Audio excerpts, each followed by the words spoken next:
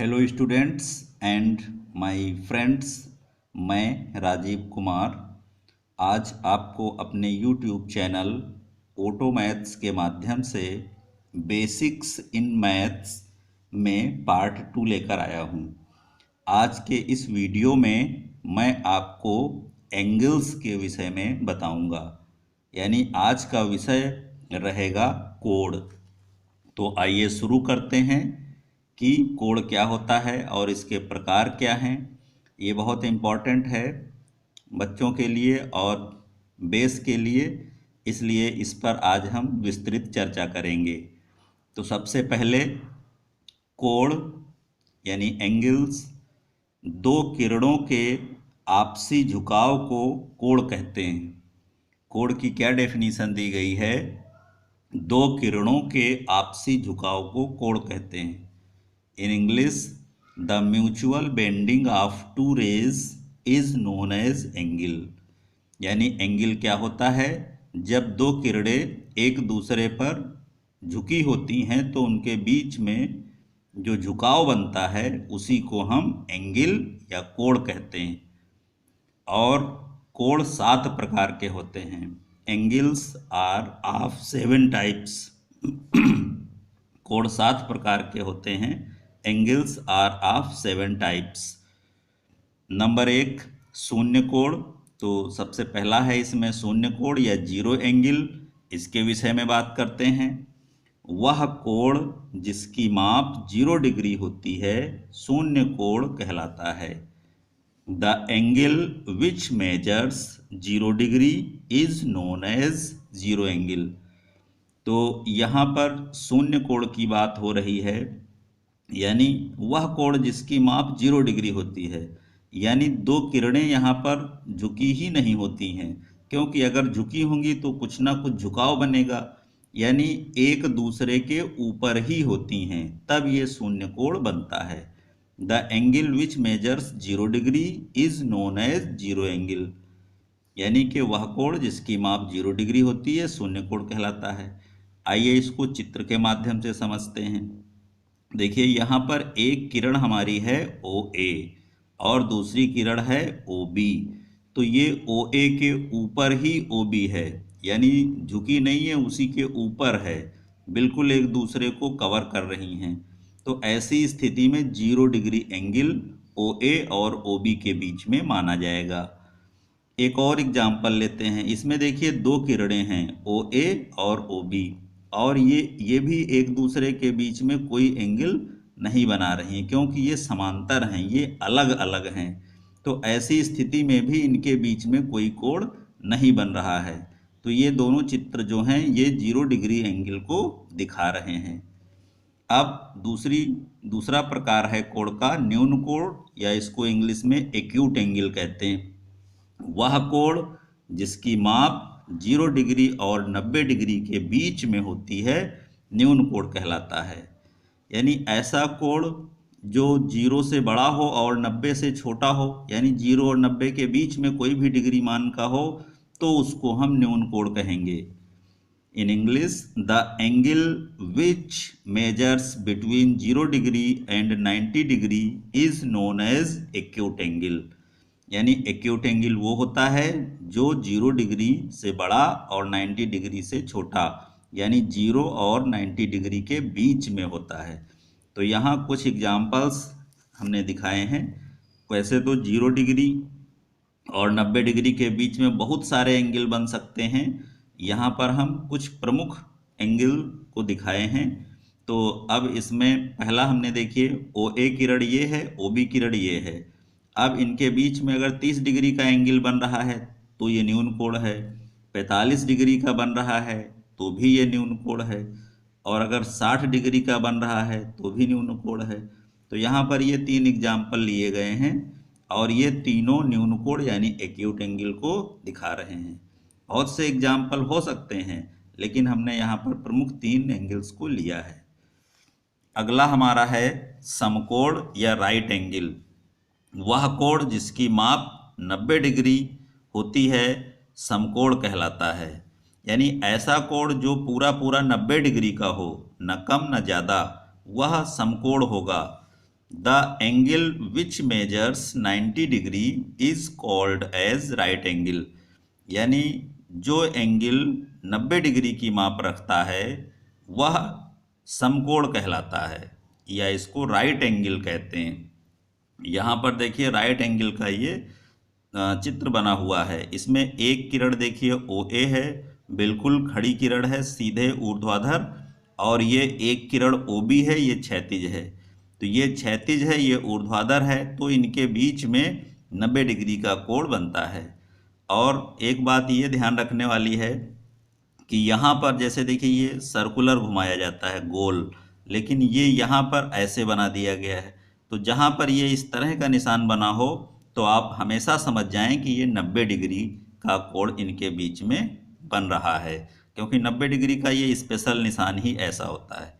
बाकी एंगल को इस तरह घुमा करके दिखाते हैं, लेकिन 90 डिग्री के एंगल के निशान को इस तरह दिखाया जाता है।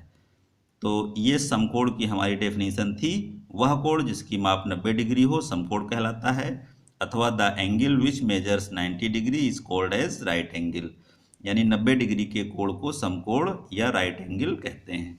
अब अगले पेज पर बढ़ते हैं। अगला प्रकार है हमारा अधिक कोण यानी ऑब्ट्यूज एंगल।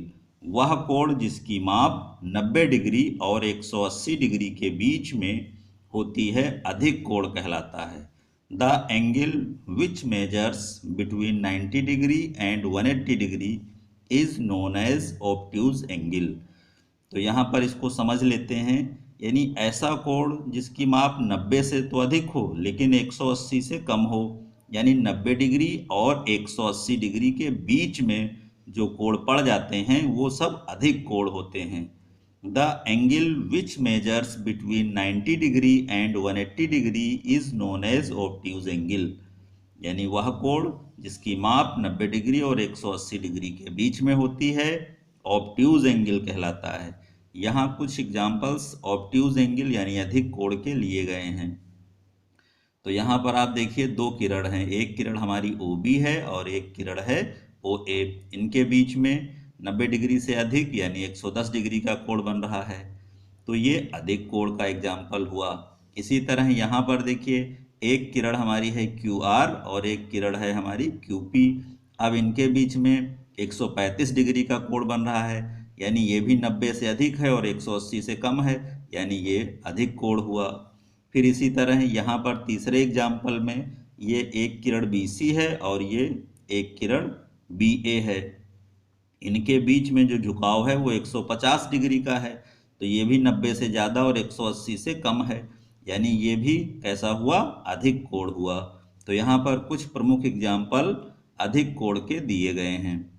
फिर इसके बाद हम बढ़ते हैं, पांचवा एग्जाम्पल हमारा है सरल कोण यानी स्ट्रेट एंगल। सरल कोण को हम हिंदी में ऋजु कोण भी कहते हैं। स्ट्रेट एंगल का दूसरा नाम ऋजु कोण भी होता है या सरल कोण कहते हैं। तो वह कोण जिसकी माप 180 डिग्री होती है सरल कोण अथवा ऋजु कोण कहलाता है। यानी ये ऐसा कोण होता है जो पूरा पूरा 180 डिग्री का होता है, न कम न ज़्यादा। पूरा पूरा 180 डिग्री का जो कोण होगा उसका नाम हम सरल कोण कहेंगे या ऋजु कोण कहेंगे। इंग्लिश में स्ट्रेट एंगल इसको कहते हैं। The angle which measures 180 degree is called as straight angle. यानी वह एंगल जिसकी माप 180 डिग्री हो क्या कहलाएगा? स्ट्रेट एंगल या ऋजु कोण कहलाएगा। अब इसका चित्र देखिए कैसा बनता है। इसमें क्या होता है कि ये जैसे आपकी ओ ए एक किरण है ये, और दूसरी किरण है ओ बी। तो ये घूमते घूमते क्या होता है कि ये पहले मान लो ऐसे घूमी, फिर इस तरह घूमी, फिर इस तरह, और फिर ये बिल्कुल इसी के अपोजिट साइड में चली जाती है।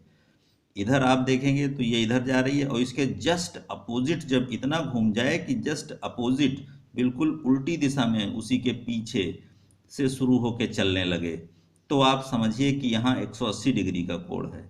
और ऐसी स्थिति में अगर आप ध्यान देंगे तो ये जो किरण हमारी ओ ए है और ओ बी है ये मिल करके एक सीधी रेखा बना देंगी। इतना ज़्यादा ये इधर से घूम करके इधर आ गई है कि एक सीधी रेखा बनने लगी है। इसलिए हमेशा एक सीधी रेखा देखें तो वो 180 डिग्री का कोण होती है, क्योंकि इसमें किरण इतना घूम ही जाती है कि वो बिल्कुल उसी के जस्ट अपोजिट डायरेक्शन में चलने लगती है। तो यहाँ पर ओ ए और ओ बी किरणें 180 डिग्री का कोण बना रही हैं। यहाँ पर हम 180 डिग्री लिख भी सकते हैं इस तरह से, यानी 180 डिग्री का कोण यहाँ पर बन रहा है।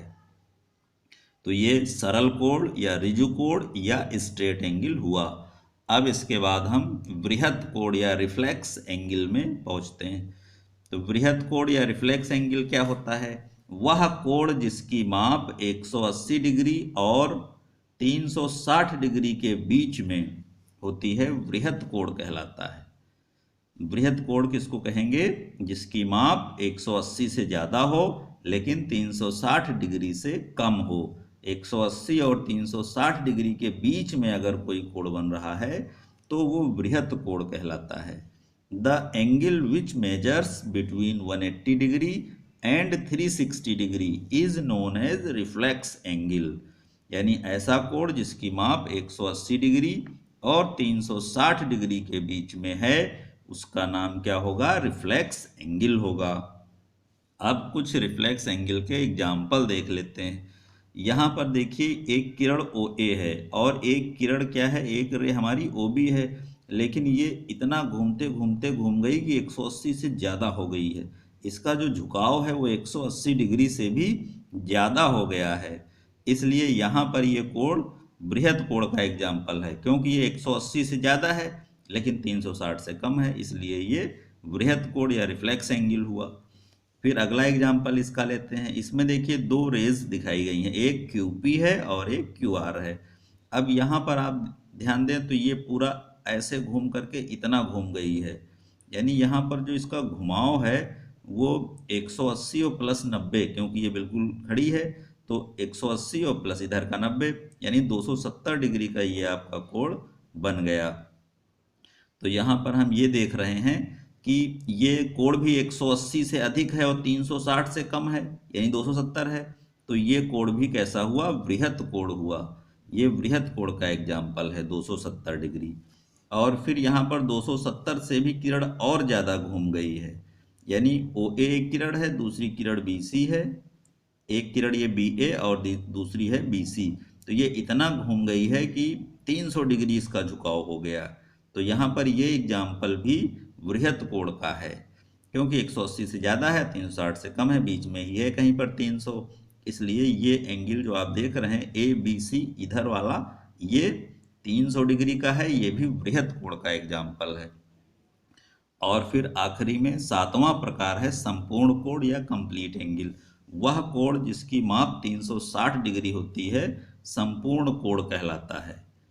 The angle which measures 360 degree is known as complete angle, यानी ऐसा कोण जो पूरा पूरा 360 डिग्री का हो, संपूर्ण कोण कहा जाएगा। The angle which measures 360 degree, यानी ऐसा कोण जिसकी माप 360 डिग्री है, is known as complete angle, तो वो कंप्लीट एंगल उसका नाम होगा। यानी 360 डिग्री के कोण को हम संपूर्ण कोण या कंप्लीट एंगल कहते हैं। तो अब हम देखते हैं कि इसका डायग्राम या इसका चित्र कैसा बनेगा। इसमें देखिए क्या होता है कि एक किरण हमारी यहाँ पर OA है और दूसरी किरण है OB। तो वो इतना घूम गई है कि ये इसका झुकाव पूरा इसी पर हो गया है, यानी ये पूरा घूम करके एक पूरा सर्कल बना दे रही है, यानी पूरा 360 डिग्री, तभी इसका नाम संपूर्ण कोण होता है। क्योंकि अगर आप ध्यान दें तो ये सीधी लाइन अगर देखें इस तरह से, तो ये ऊपर 180 डिग्री हो जाएगा और नीचे भी 180 हो जाएगा, तो 360 पूरा हो गया। यानी एक पूरा जो सर्कल होता है वो हमेशा आप याद रखें 360 डिग्री का कोण होता है। तो यहाँ पर OA और OB किरणें 360 डिग्री का झुकाव बना रही हैं, यानी 360 डिग्री का कोण बना रही हैं, इसलिए इसका नाम संपूर्ण कोण होगा। तो इसमें क्या होता है, किरण आपकी OA और OB पूरा पूरा एक सर्कल घूम जाती हैं, एक पूरा चक्कर घूम जाती हैं, तभी ये 360 डिग्री का कोण बन जाता है। यानी एक सर्कल जो एक वृत्त है वो 360 डिग्री का कोण बन जाता है। तो इसका नाम है संपूर्ण कोण या कंप्लीट एंगल। तो ये थे आज के हमारे कोण से संबंधित 7 प्रकार। उम्मीद करते हैं कि ये वीडियो सभी लोगों के लिए लाभप्रद साबित होगा और इसको सुन करके देख करके कोणों के विषय में संपूर्ण जानकारी आप प्राप्त कर सकते हैं। तो कैसा लगा आज का ये हमारा वीडियो, आप हमें कमेंट के माध्यम से बता सकते हैं। और आपने अपना अमूल्य समय इस वीडियो को देखने सुनने में दिया, इसलिए आप सभी लोगों का धन्यवाद। सब लोगों को थैंक यू।